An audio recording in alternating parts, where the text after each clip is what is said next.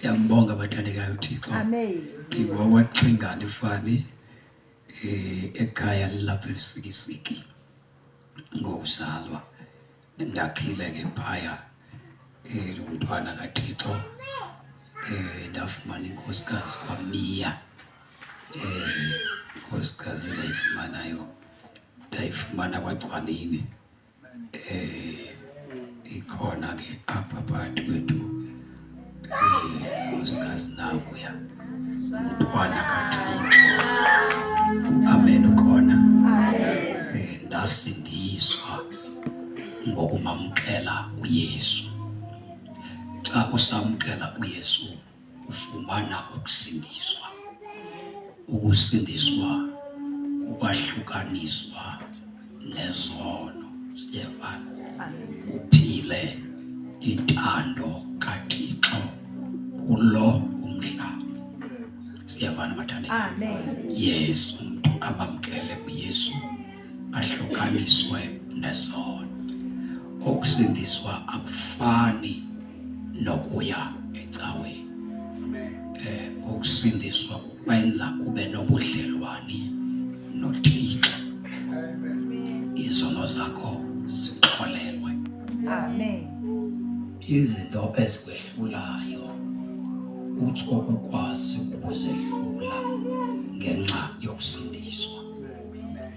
Abantu bayayihamba icawe kodwa bangancedakala. Asithi abantu mabangabe nenkonzo ngoba xa usindiswe kufuneka ube nayo inkonzo.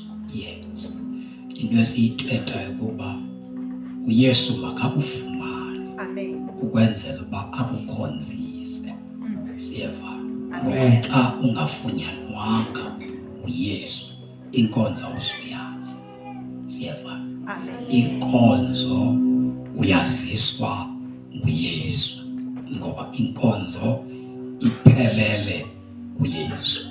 Incwadi yamaRoma chapter 3 verse 21 no22 sizafunda ezo ncwadi. Iyesibini incwadi yamaKorinte esibini chapter 5 uverse number 18 no21. Then sithandaze makholwa ngegama lenkosi.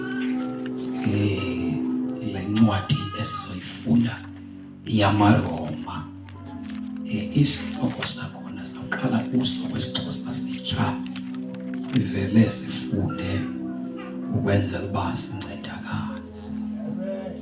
Kuba umuntu esindiswa uyasuswa ezintweni yena ezimxakileyo.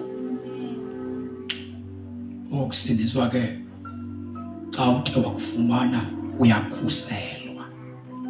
Fumana inkuseleko ungekayiceli uyinikelwa le nto uba usindisiwe. Ubiyelwe uThixo. Kususwe kuwe iziqalekiso ezikhoyo nezilandelana nomntu ongenaThixo zisuke apha kuwe. Cela ke siwafunde la mazwi ngokukhawuleza kwenze basiphume ngokukhawuleza. Incwadi yabaseRoma chapter number 3 verse number 21 isihloko sakhona sithi ukulungisa bungokholo kuKristu. Ubulungisa obu bufunyanwa ngokukholwa kuKristu. Noba umuntu bakhona abantu benza ubulungisa baphisane ngemali benze yonke izinto abanazo kodwa bababantu abekho kuKristu. Uthi umbhali ubulungisa bomuntu ufana nedlave elidala. Siyeva fana nedlave elidala ubulungisa obenziwa ngumuntu ebenza ngaphandle kukaKristu. Uthi ke lo mbhali ubulungisa xa sithetha ngobulungu kuthiwa umuntu lo ulungile. Bukho obubulungisa ngokukholwa kuKristu. ngamanye amagama abukho ubulungisa, lungekho ukholo lalomuntu kuKristu. Ukuze abantu babe ngamalungisa baqala mhlazana bakholwa kuKristu, ngoba ubulungisa bukho ngokukholwa kuKristu. Futhi ubulungisa bungokholo kuKristu. Ngoku ke indlela uThixo abalungisa ngayo abantu ibonakalisiwe. Indlela uThixo alungisa ngayo abantu ibonakalisiwe. Ingeyiyo noba bekade itsokothile ingabonakali indlela uThixo alungisa ngayo abantu. Uthi umbhali ke ibonakalisiwe lo ndlela abalungisa ngayo uThixo abantu bakhe.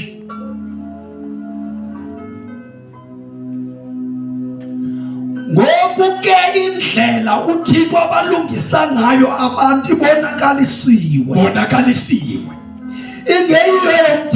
Ingeyiyo indlela yomthetho, kambe ke yangqinelwa ngumthetho kaMoses. Noma ingeyiyo yomthetho, yangqinwa ngumthetho. Kusho le ndlela uJesu uThixo abalungisa ngayo abantu yangqinelwa ngumthetho owake wabhalwa nguMoses. Yona ayiyomthetho, akusiyona indlela yomthetho, nto nje umthetho uyayingqinela le ndlela. Yona kukukholo. Idiphadeke le ndlela abantu uThixo angabenza babe ngamalungisa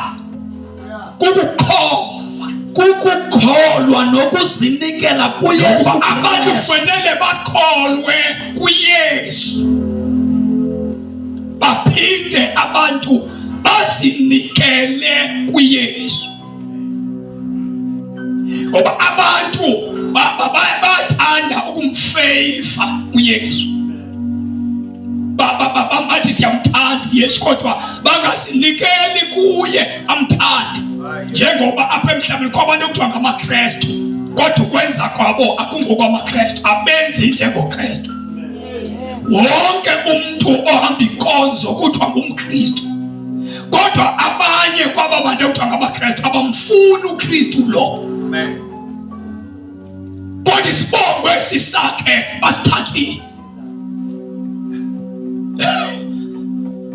Apha eSouth Africa kubalwa kuthiwa singamaKrestwanga, kubalwa yonke inhlobo ebheke ecaweni, iguqe ngedolo ithi bawotho sezulwini kuthiwa loba bantu ngamaKristu.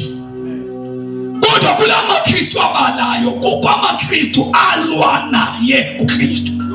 Isibongo sithathile, kodwa kafunanga kusikhomitha kuKristu. Yona le nto kuye kuthiwa amakholwa enzeka kubi, kubalwa abantu abangakholwayo, kudityaniswa abantu abangengawo amakholwa. Into nayo bayathanda ukuba ngamakholwa. Kukho abantu abangakubulalela uYesu kodwa abazinikelanga kuYesu, abayiphili into efunwa uYesu. Yona nto uPawulos athetha ke ukulungisa bukaThixo ufunyanwa ngokukholwa. Bathi abantu sebekholiwe kuYesu baphinde bazinikele kuYesu, ngoba yonke into ukuze ukwazi uba ikusebenzele funeke loo nto uzinikele kuyo. Amen. Noba umuntu ungenwa ngumoya wentwaso akasoze abe ligqirha engavumanga. Noba umuntu ungenwa yimimoya funeka azinikezele kule nto emngenileyo, ukuze le nto emngenileyo ikwazi ukusebenza. Funeka azinikezele. Yona nto kuxhela uqomo ukuthi igqirha liyakhutshwa, funeka igqirha licengwe, likhuphe imali, likhuphe ibhokhwe, lihleli inkukhu, lizinikezele kwimoya wentwaso, ngoba soze umoya wentwaso uoperate kulo mntu engazinikelanga. Yonke into esebenza emntwini isebenza emveni koba ezinikele kuye. Amen. Ayikho into esebenza kuwe ungekazinikeli kuyo. Nantoni na esokolisa ubomi bakho, uhambe wazilahlela kuloo nto. Ithi iBhayibhile lo ukholwayo bazinikele kuye uYesu, bangahlabeleli nje kwabahlabelela ngaye kodwa bekho kuye. Kukho abasumayela ngaye kodwa bekho kuye. Kukho abathi samamkela kodwa bazinikelanga kuye. Impilo yabo akusona impilo yakhe, ukwenza kwabo akusona ukwenza kwakhe, ukuhlala kwabo ayona indlela uYesu afuna bahlale ngayo. Amen. Bayamthanda, bayamthandaza kodwa bazinikelanga kuye. Amen. Uthi uPawulos ke umuntu ekholwa aphinde azinikele kuye. Yona kukukholwa, ukunikela kuye. Umuntu efuna ukulungisa mkathiko funeka akholwe. Akholwe. Usadala kafuna abantu bakholwe kuYesu. Akanangxaki abantu bakholwe kubo. Abantu bakholwe kubaprofethi babakholwe. Abantu bathembe indlu zecawe bangamthembi uYesu. Yona nto umhlabeleli wecilongo esithi webathandwa yeke inhlahla yokukholwa uJesu, because ukukholwa kuYesu kuyinhlahla. Ukukholwa kuYesu akuvelanga. Ukukhonza uThixo, ukholwa kunyana wakhe lithamsanqa. Athothula wasewesine ithamsanqa elikaka likho kothandiweyo kuye. Elo thamsanqa lelokwazana nonyana wakhe. Amen. Ukukholwa uYesu yinhlahla. Uthi umculo sasethula kudala yinhlahla leyo ukumsusa uYesu, because ungazisusa zonke izinto kulula ukusifumana, hayi ukunqaba kwethamsanqa nokukholwa uYesu. Kholwa kuYesu, kholwa kuYesu, kholwa kuYesu. Okholwayo, okholwayo kwindodana unokuphila okuphakathe. Okay, siza nani ngacula kanti lezi artist man. Yathi nayicula iculizi ngazeli silizwi la maculani man. Tani zala zethu. Now kholwa uYesu. Siyabona ukholwa uYesu. Abantu bakayihamba icawe kodwa baphoswe kukholwa uYesu. Asijiki izinto kuba sithandaza. Madodana, asijiki izinto kuba sisiye ecaweni yonke imihla, kodwa sitshintshwa kukukholwa. Unyana wakhe. Yemadoda akutshintshi umuntu uhlale kulowo xa engeke akholwa. Umuntu ngeke umenze nto xa engakholwa. Ayikho into elungisa abantu babe ngamalungisa. Uthi uPawulos ukukholwa nokuzinikela.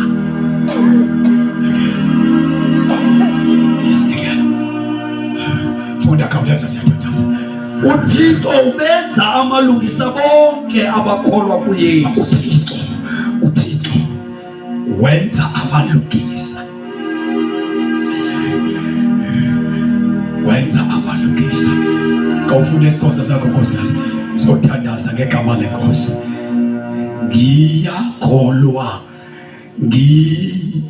ngiyakholwa manje ngihlutshwa yini. Now uThixo uthi iBhayibhile ngokukholwa kudibene nokuzinikela. Bakhona abantu abathi bebona xa kushunyayelwa njengoba sihlapha esiphunzana nje, ungaphawula uba wonke umuntu lapha wamamkela uYesu, wafeyila ekukholweni nasekuzinikeni. Ngoba xa uzawutshintshelwa impilo uThixo, kufuneka ube uyakholwa kuJesu.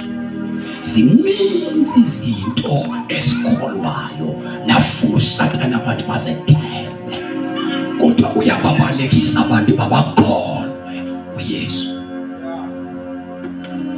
Abantu uSathane akangangxaki nokuba bakholwe abanye abantu, kodwa uSathane uyayazi mhlophe ukuba impilo yomuntu, impendulo yomuntu, ukukhululeka komuntu, ukuncedakala komuntu, ukuphila ubomi obufree ukuKristu yedwa. As long umuntu engekadibani noYesu, nokuba ngaba udibene nomprofethi sangathi ziyalunga into zakhe, hayi madoda, ayikabikho inkululeko. Kodwa umuntu ohlangene noJesu, uthi umbhali ukuba ubani uthe waba kuKristu uyoba sidalwa esitsha. Athi umbhali unyana ubuthe wanikhulula niyoba ngabakhululekileyo impela. Abo bathe bafika kuYesu, bathola inkululeko kuYesu, bancedwa kuYesu, bakhulule bandlela esono kuYesu. Uthi umbhalabo ke bakhululeka impela. Babona manje atholakala kuJesu yedwa. Yesu yedwa. Funda standards, standards. Ngokuke ubonakalisiwe ubulungisa bukaThixo ayibobumthetho. unqunelwa nguwe umthetho lo uyanqina. Abanye abantu bakhe abantu bethetha athi kasizwe asiphili ngamthetho, simele ukwenza umthetho uyanqina. Masawusindisiwe awenzi noba yintoni. Yemanto ngasawukholwa kuYesu, uyeluswa, uyanqandwa, uyaqeqeshwa, unomthetho ophila ngaphakathi, awuhambi noba kuphi. Alikho ivangeli elikuvumela wenze nantoni na. Uthi umbhali noma ingengomthetho wenza abantu abalungisa, kodwa umthetho uyayingqinela indlela lesilungiswe ngayo. Amanye amagama, noma singaphile emthethweni, kodwa impilo yethu funeka igomane nendlela ebekufundiswe ngayo.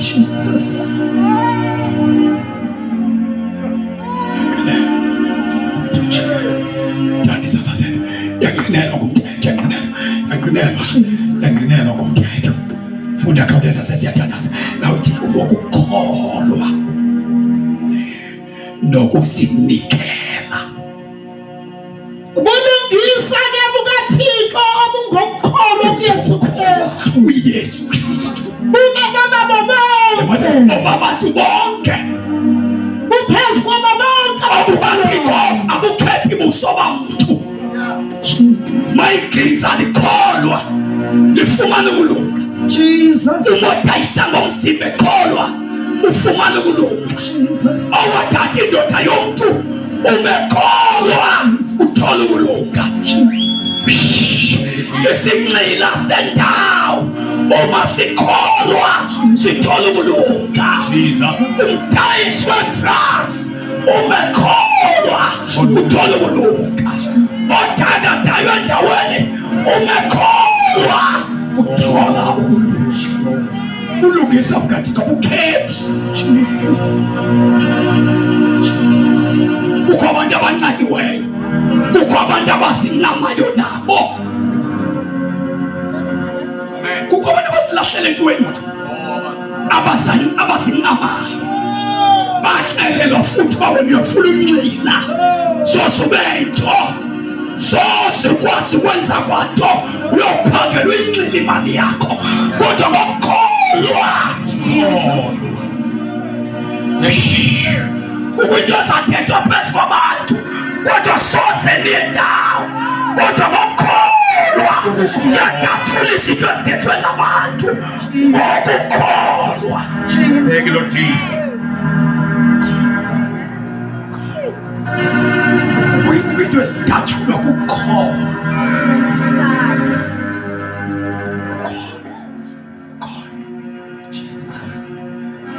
Khawuleza sithandazi, khawuleza ngokukholwa. Ubulungisa ke bukaThixo bungokholwa kuYesu Kristu. Usadala uyayifihla into yoba abantu bakholwe kuYesu. Usadala akayifuni uba abantu bamazi uYesu. Sebesesicaweni abantu Satan akafuni bamazi unyana kaThixo. uSathane abantu ndithi sebephethe iBhayibhile bevume ngomlomo bathi inkosi uYesu kodwa sebefika endaweni uYesu ambeke emva akhokhisa into zendawo akhokhisa abantu bangamazi uYesu babulaleka abantu ngoba uYesu esithele bayabulaleka abantu kodwa uYesu kayivela athi amadimoni esithini ungasithuthubelisi Yesu xa uYesu efela amadimoni ayakhala xa uYesu efela imimoya iyabaleka akuvela uYesu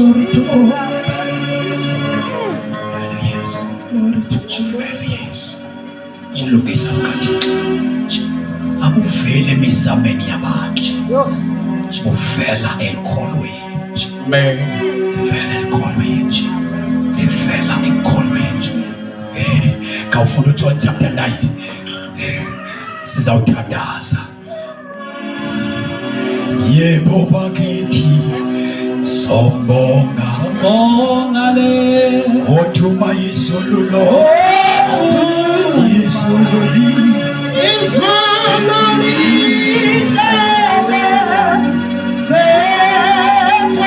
Jesu fanele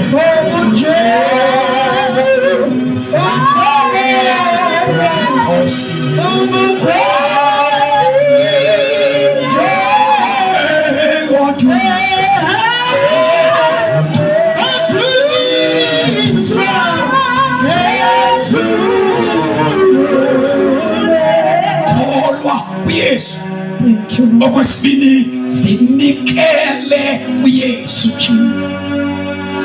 zilahlele kuYesu wawusewanethamsanqa lokumvuma uYesu wamkholwa zilahlele kuye ethembe thatha ubomi bakho ubeke phezu kwakhe yindoda ethembakeleyo uYesu yindoda ethwala nayo yindoda enyanisekileyo yindoda uYesu angathethile kusasa thethele yindoda uYesu ehamba nabantu yindoda uYesu emelana nesidom sonke yindoda yamaxesha yindoda yezimo zonke xa uhamba naye zilahlele kuye bethemba uYesu wakho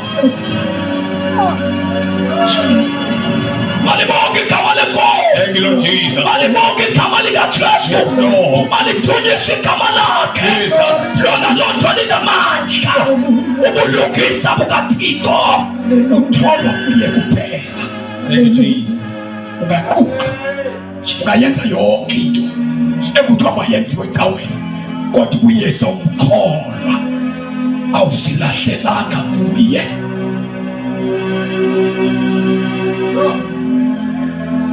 Yabanilogisa labantu. Nyakubelile ilogisa likaThixo. Lenziwa ngokukholwa nokuzinikela kuThixo. Siyathandaza. Verse number 20. Walecwadi isixhosa sijakhawuleza ufunde. Abazali bakhe baphendula bathi, ewe, ngunyana wethu lona. Eyazalwa imfama.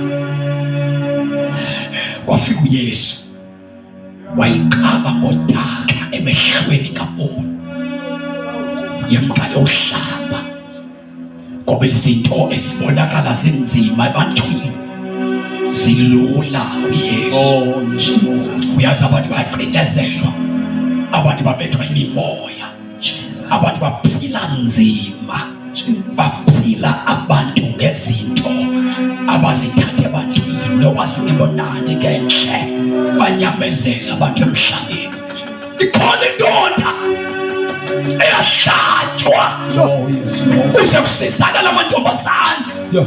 Intombazane ehlulwe kuzithatha engasengaxabiso kuyo. Yazalela ekhaya. Ithi kasiboni ifana nabanye. Sayiphile impilo yokuzilahla. Ikhona indoda yamadoda ekholwa abalinyaziweyo baphukule. Khona umuntu onamandla. Yabantu likhona umuntu othola isigcina sendawo. Ushanda labakasanda. Lo ulahliweyo. Lothi kayisibuka angasasibone efana. Lo ulahlekwa liphupha lakhe. Athi kayibona impilo yakhe. Wayikhula efuna ufusa umswako wabo. Wabethwa sizinto zobubomi. Ukhona uYesu onamandla. Ohlambulula umuntu kaThixo. Abelinene madoda. Jesus. Thank you, Lord Jesus. Nathi sasingenje.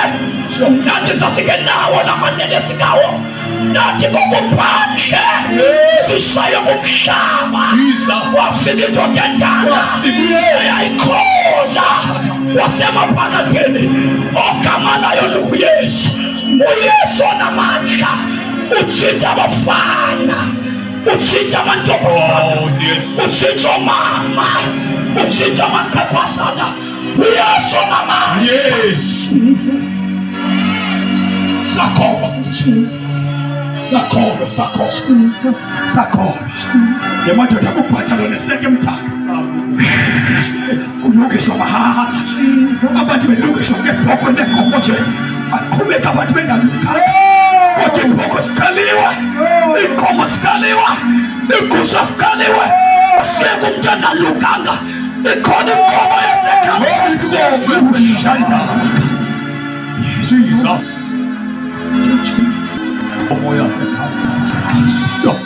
Salungisa.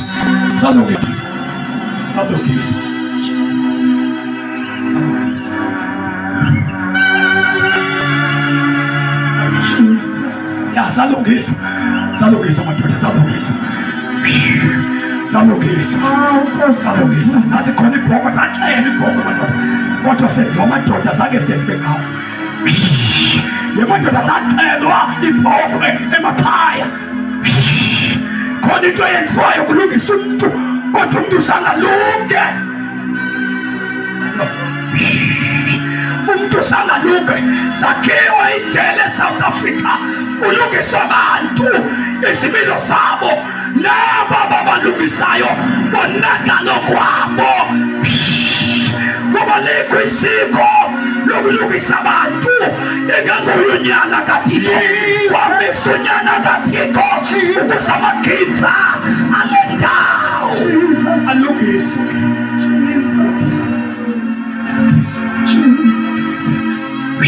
Thank you, Lord. Hallelujah. Yes, Lord. Hallelujah. Hallelujah. Yes, Lord. Windawo yokukhandwa kwezimilo zabantu. uYesu noba wancanywa awufika uncanywe pha. Wancanywa.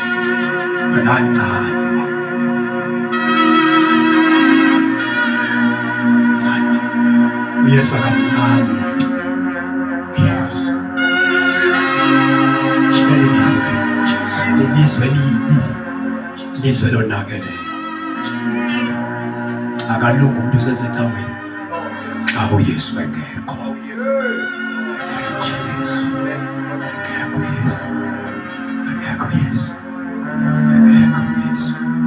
Yesu siza abantu. Ngiyathandaza nani mama. Now verse number 22 wakhona. Abazali bakhe bathi makubuzwe kuye lo ovula kamehlo, ngoba amehlo ayavulwa xa uhlangene noYesu. Hlangene noYesu ayavulwa amehlo xa udibene noYesu. Wathi mbuzeni ngoba semdala. Verse 22 uthi batsho kuba besoyika ukusikwa endlini zesikhungo. Kuba bonke abantu ababevuma ukuba uYesu uye uKristu babesikwa balahlwe. Uzanda ndikuthanda kakhulu as long ungazozinikela kuYesu. Ungayihambi icawe yonke imihla bekhona ecaweni, kodwa uYesu ungamazi.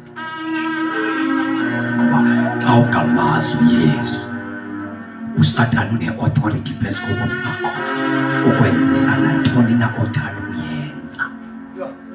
Impilo oyifunayo ngeke uyiphile as long uYesu ungekafiki kuye. Usitha sikaThixo, ulutshaba lukaThixo noba uyamthandaza.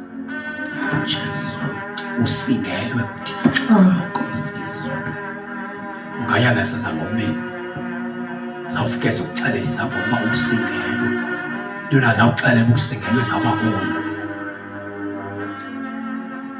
Usingelwe soze uthi ungakholwa uyobuza isangoma. Sithi isangoma bakujongile bakusingele. Awusingelwanga ngamawenu, usingelwe kuThixo. Usingelwe kuThixo. Xa ungenaThixo uyasingelwa. uThixo ujonga abantu ngenxakanyana wakhe. Jesus. Sesiyathandaza. Yithi boyika aba, boyika usikwa, bancama, bamkhanyela uYesu.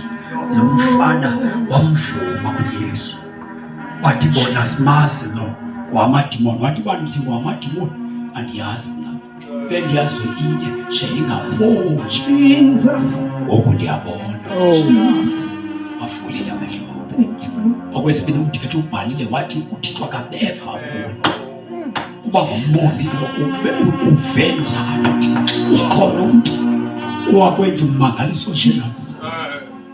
Abehluleka ukumphikisa kuba kekho ummangaliso akwenziwa njengalo. Kuthiwa bamsika enkundleni, endlini yokukholwa yokukhonza kwabo. Bathi phuma wena uSathane kuba uvume uYesu, kuba unguKristu. Yesu udibana naye sesikiwe lo mfana. Udibana noYesu esikiwe. Ula mfana akazi nokuphiliswa mbani. Ngoba noYesu wamphilisa akafuna ukuzazisa. Yesu wamphilisa la mfana wamshiya. La mfana wayengafuna noba uphiliswe mbani. Jesus. Wazadibana noYesu. Ambuza uYesu yakholwa na Jesus. Philile yakholwa. Lo mfana ikholwa yini bakwachaza uYesu. Yakholwa noYesu. Wathi wafuna ukwazi. Wathi nako thetha naye. Yathi ke ngoba ndiyakholwa. Dibana noYesu seyisikiwe. Seyilahlwe ngabantu. Jesus. Isizathu ukuvuma balo akekho ongenza ummangaliso engaveli kuThixo. Amen. Sengiyathandaza abantu bangaphanda xa ungena Yesu. Kodwa uYesu kayifikile abantu bakakukalula. Jesus. Ngamyeka uYesu kuba abantu bafuna bambelela kuYesu. Bambelele Yesu. Yo. Jesus. Verse 21.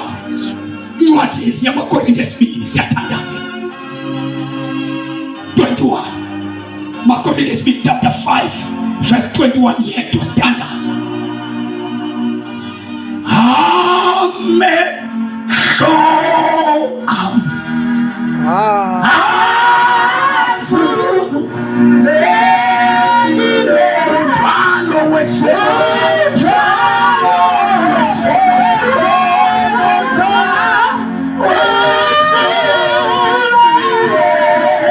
Yes, I figure. Ususumthwalo wesono. Ngoba isono zizwe zethu abathakathi bafike kuwe. Once wehlukaniswe nesono, wehlukene nokuthakathwa. Once wehlukaniswe namandla esono, wehlukaniswe namandla obumnyama.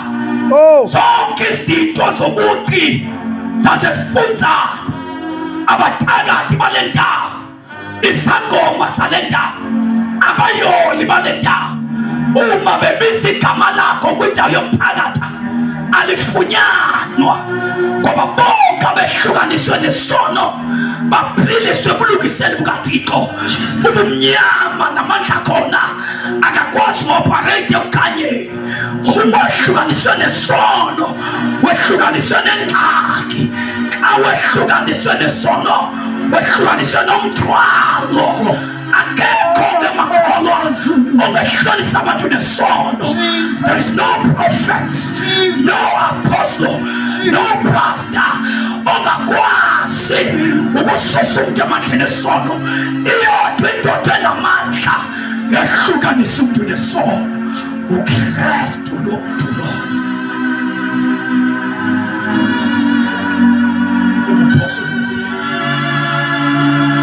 Ukuba nje uphosene naye, phosene naye, imimoya engcolile ihlala ngawe. Othikoloze badlala ngawe, iNahuman zihlala ngawe, imimoya ecinezela abantu bele ihlala ngawe. Umthombo ukuza kobubi sisono. Noba ungasebenza unganemali, funeka imali uyidle namagcwele, funeka imali yakho uyidle nosiyazi, funeka imali yakho umali uzama izinto zokuqinisa wena. Kodwa uba uJesu efika empilweni yakho, uyakuthola uphumla, uyakuthola uphumla. Yemadoda uyakuthola uphumla. Awuyilandi oyile yomprofethi, awuwalandi amanzi omprofethi, awuyidingi ijiwa kaprofethi, awuyidingi intambo kaprofethi. Uma uJesu efikile uyakhulula. Uma uJesu efikile uyaziyela. Uma uJesu efikile awudingi muntu eduze kwakho ozoma phakathi kwakho nosimakade, uyaziyela. Glory to Jesus. Glory to God. Nayifikile. Noba umntwana omncinci nayifikile. Ekhaya kuhlala amadimoni. Jesus. Ekhaya kungalali. Jesus. Njengoba kungela ihlobo nje kuyaziwa ngumzi wezulu, ubethe izulu njalo, kufa abantu njalo. Kodwa ekhaya uma kufika uJesu, malibonke igama lenkosi. Jesus. Ufika insimbi, behle sinye insimbi. Thank you, Jesus. Kufika igqirha lamagqirha. Uma kufika uJesu, Jesus. uyafiwa njalo unyaka nonyaka.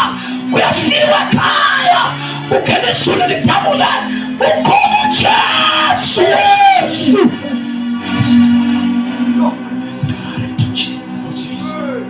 Uyafika ekhaya, uyafika ngomntana ekhaya, avala umkhokha, avala isiqalekiso.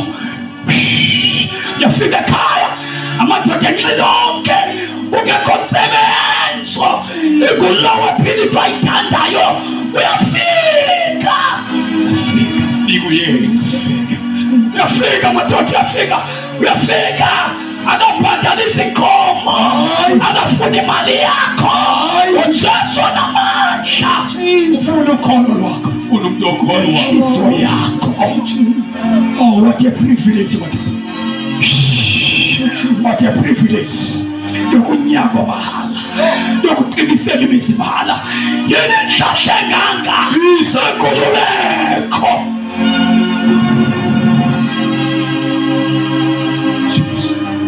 Jesus.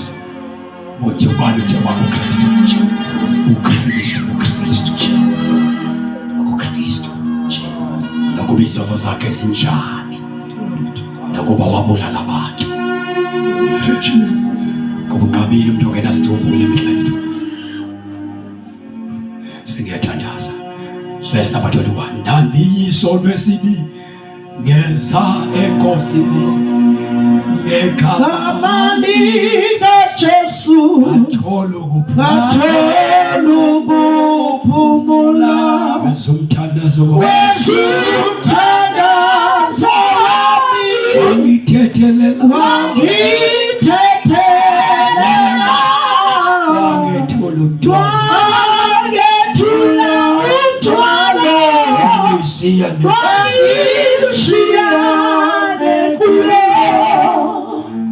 uJesu wayifikile wethula umthwalo abantu. Kukabantu ngababona bonwabile odlala bengathi akukhonto kula nje basiphuma sigoduka nje siyelala. Abo bantu balali bengaphumule ngumfandedwa abanawo, ngoba isono sakho sincocothelisa kwawena. Umbhali xa ithetha ngesono athi lumke isithunzi sesono singaku-overtake, ngoba xa sesiku-overtakeile abanye bathatha intambo bazibulala, abanye bathatha iphilisi bazibulala. Isithunzi xa sesithe sa-overtake wena sesono, njengoba izono nje isono sakho sinesithunzi, sibaleka nje sinesithunzi abecaba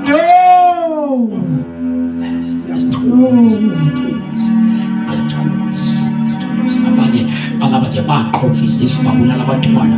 Kuhle akhona ubonwabile kodwa abakuthola uphumla, baphila ngokujala enhliziyweni.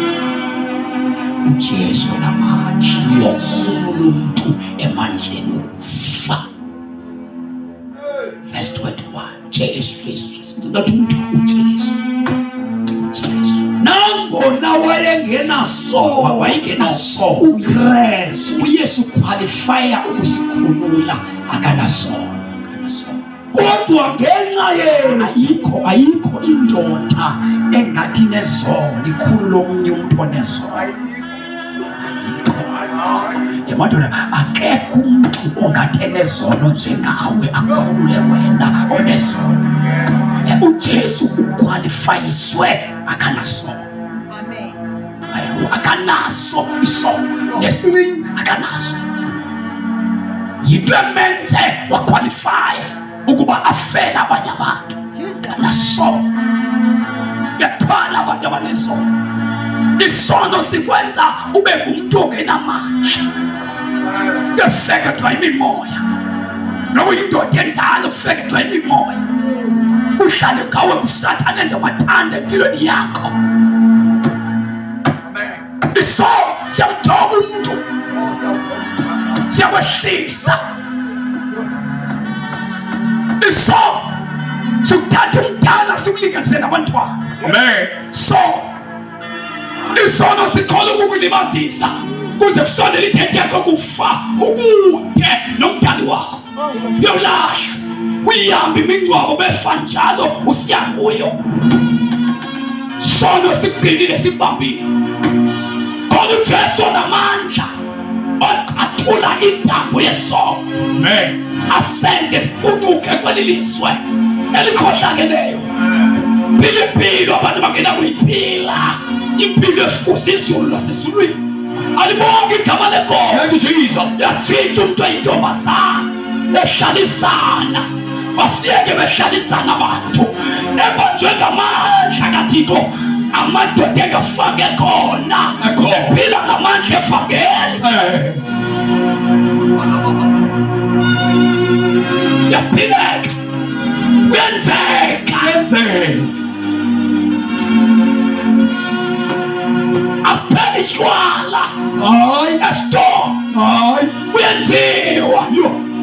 lifike ifangeleni namandla likhulu lindoda emnqanelweni utshwala emnqanelweni silikathixo indoda ithaveni siyanda le ndoda ithi khona ube kanti sangingene kula thaveni khona indoda efikelayo yagcwalisa isikewu but there is a gap ebomini bomuntu engafalwa butshwala ayifalwa ngamadoda ayifalwa imali eninzi ayifalwa ubudlebo nabo lo gap igcwaliswa bujesu biwaliswa esilokhu yesu engekho umuntu efunayo hallelujah. Thank you, Jesus. Kodwa into efunayo apha kuwe Uyafuna njalo. noma ukanemali uzobulala abantu imali onayo. Kodwa into efunayo ayigcwaliswa imali ukanazo zonke into zobubomi. There is a gap ebomini bakho obungazifuni zonke into zalapha ufuneka ujesu angene ngaphakathi athi fiti ngaphakathi athothula lafika lathi fika enhlizweni yakho liyagcwala. Let's go. Liyagcwala ivangeli liyagcwala ivangeli liyagcwalisa. Amen.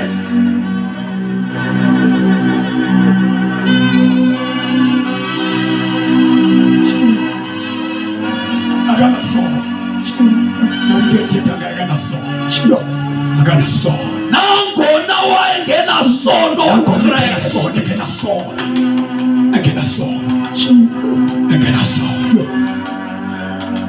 nangona engenasono ujesu engenasono kodwa ngenxa yethu uthixo wami akanasono kodwa ngenxa yethu wenziwe waba nenxaxheba kwisono sethu isono akanasono kodwa ngenxa yothando likathixo uhlanganiswe nezono zethu engenasono njalo wadityaniswa neprostitute wadityaniswa nenxila wadityaniswa nelempisti wadityaniswa nombulali wabalelwa kwisihange engenasono.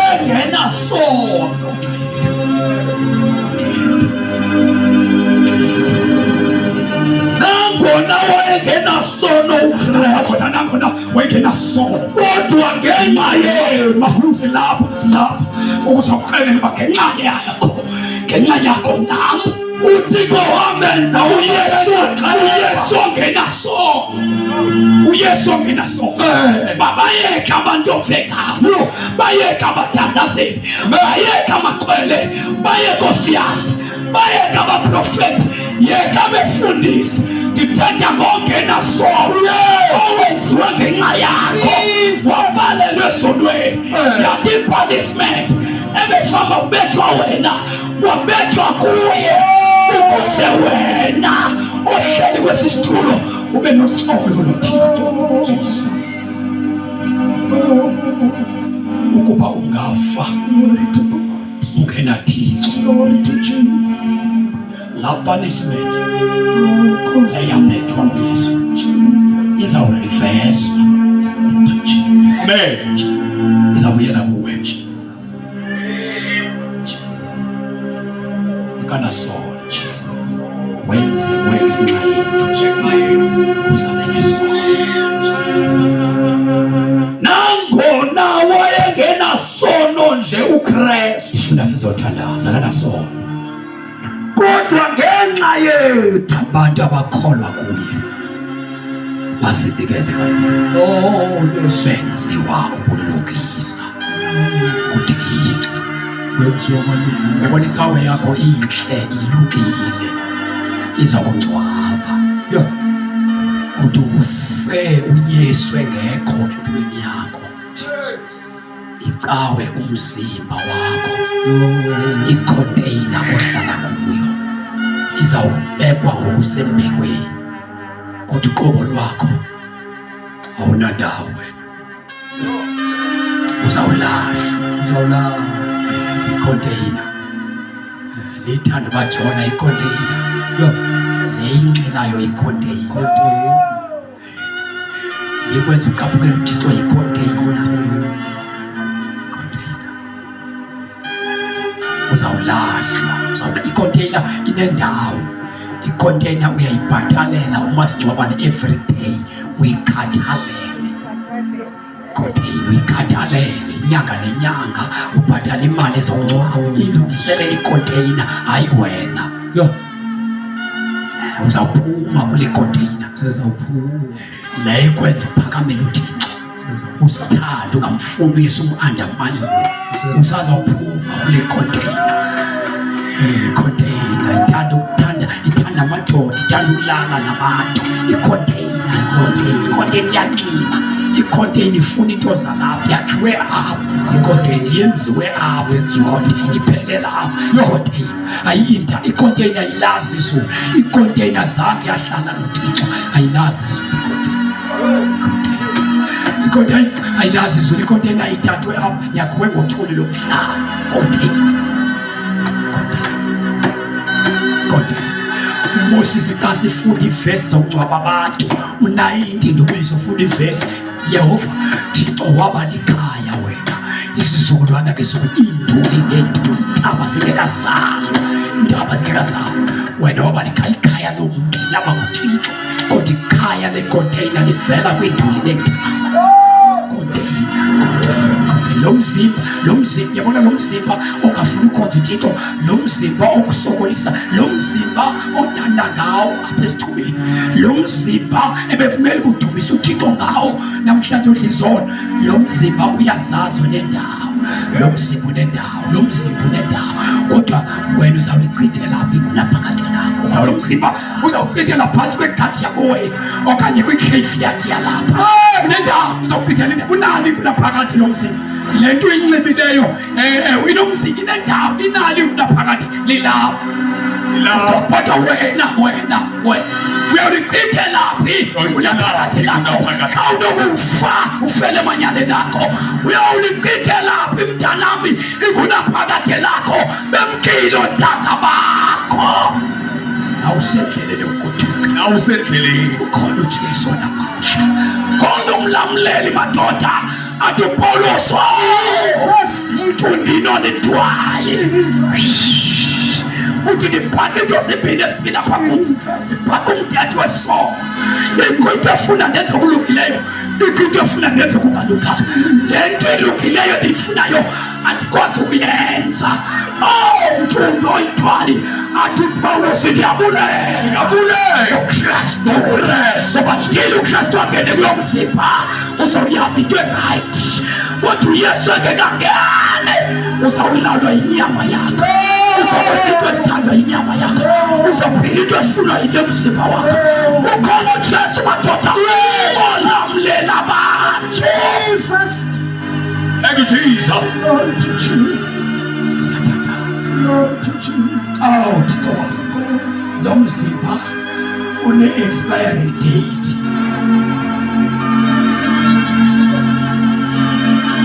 lo mzimba unosuku lawo lokuphela Yesu kodwa wena unayo i-expiry date Yesu uzawuchitha ubomi bakho bunaphakade siba ngenyawo sithandaza Thank you, Jesus. Thank you, Jesus. lisekhona ithuba leguquko uthi kanti lehlabelela athi usenenhlahla wena nawe uthi abasemathuneni bakhala abasemathwabeni abafebelena Jesu bakhala bathini Yehova kovulela ithuba uthi wake ngokusenenhlahla wena nawe ngoba ithuba leguquko lisekhona vala mehloko sesiyathandaza ukhona ongenasono owathatha inxaxheba kwisimo zabantu ukhona ongenasono owenziwa wasisono ngenxa yam nawe sifaka amehlo ethu phambi kwenkosi akabikho salayo akabikho salayo abantwele beyohlutha ayinkosi ifalayo lizofana udaba. Wakababikho salayo. Haleluya. Inkosi ifala. Wakababikho yochapa. Haleluya. Nalithuba lenkunkuma. NakuJesu wahlatshwa. NakuJesu wabulawayo. NakuJesu namandla. Nathi indoda yaseKalvari yahlatshwa ngenxa yabantu. Uyawulichitha lapho kunaphakade lakho. Yebo ndiyavuma kumande emhlabeni wenza into oyithandayo ngomzimba wakho, kodwa lizawufaka uqango. Malithi livala Nkosi, malibe ngaphakathi. Ungathatha isinqumo namhlanje, ungakholwa namhlanje, ungazinikela namhlanje. Livuliwe iqango nalisongo. Wangena ngala malungisa uthi Yesu ndimisakho. Sivala amehlo wethu, akuvula umlomo uthandaze wonke umuntu olapha. Uzelwe kabusha, uzelwe ngomoya nangegazi likaYesu. Ungavuma uSathane mtshontshe. Come and join these ones. Thandaza, sesiyathandaza, sesiyathandaza. Join our God bless you for it. In the mighty name of Jesus. Isidimo sithathayo awusithathela amashumayela abama behind this pulpit, kodwa usithathela wena.